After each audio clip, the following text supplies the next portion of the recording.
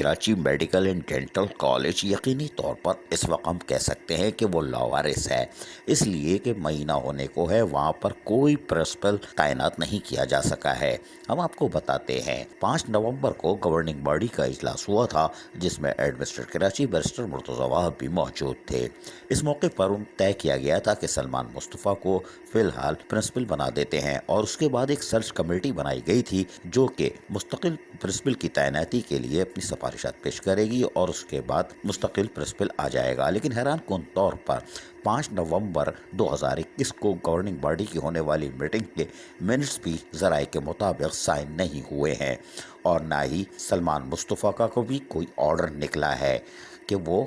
Principal کی حیثیت سے کام کریں گے، جبکہ حیران کن طور پر گورننگ باڈی کے اجلاس میں سابق ایڈمنسٹریٹر لئی قیمت کی بنائی گئی ایگزیکٹو کمیٹی جو کہ اختیارات کا ناجائز استعمال کرتی رہی، پرائیویٹ کارٹ لے کے KMDC کے فنڈ سے ادائیگی کرتی رہی اور مزید دلچسپ کھیل تماشے ہوتے رہے، ان کو بھی نیل وائٹ کر کے یعنی ان کے فیصلوں کو کر کے اس ایگزیکٹو کمیٹی کو بھی ختم کرنے کا اعلان کیا گیا تھا۔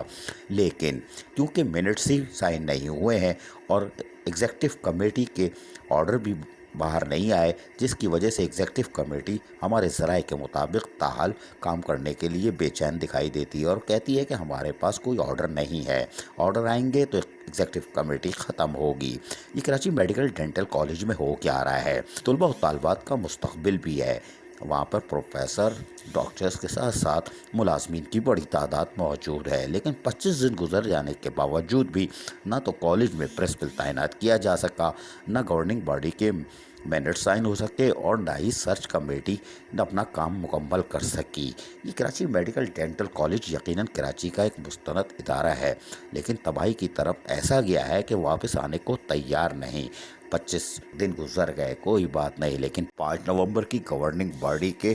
انتہائی اہم اجلاس میں جو فیصلے ہوئے تھے اس سے لگ رہا تھا کہ کراچی میڈیکل ڈینٹل کالج اپنی درست سمت پہ ایک بار پھر واپس آ جائے گا۔ تاہم وہاں پر جب یہی فیصلے نہیں ہو رہے تو 1 مہینے پہلے جانے والی سفارشی نوٹ شیٹ جس میں 16 کروڑ کا غبن ہوا تھا اور اس میں معصوم ملازمین کو رگڑ دیا گیا تھا اور ملازمت سے فارغ کر کے فٹ پاتھوں پر رفع کشی پر مجبور کر دیا گیا تھا، ان کا بھی مستقبل تاریک نظر آ رہا ہے۔ یقینی طور پر اب KMDC کی طرف سنجیدگی سے دیکھنے کی ضرورت ہے۔ ایڈمنسٹریٹر کراچی بیرسٹر مرتضی وہاب کو چاہیے کہ KMDC کی حالت کو فوری طور پر درست کرنے کے لیے معاملات کو دیکھیں، پرنسپل کی تعیناتی، معصوم ملازمین کی بحالی کے ساتھ ساتھ اختیاری کمیٹی جو ایگزیکٹو کمیٹی تھی اس کا بھی آرڈر اور پرنسپل کی تعیناتی کو یقینی بنائیں۔ عزیز عارف، KBS بلدیاتی نیوز، کراچی۔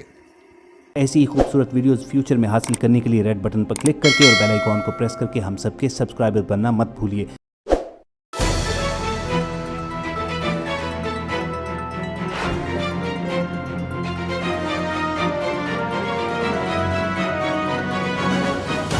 KBS بلدیاتی نیوز۔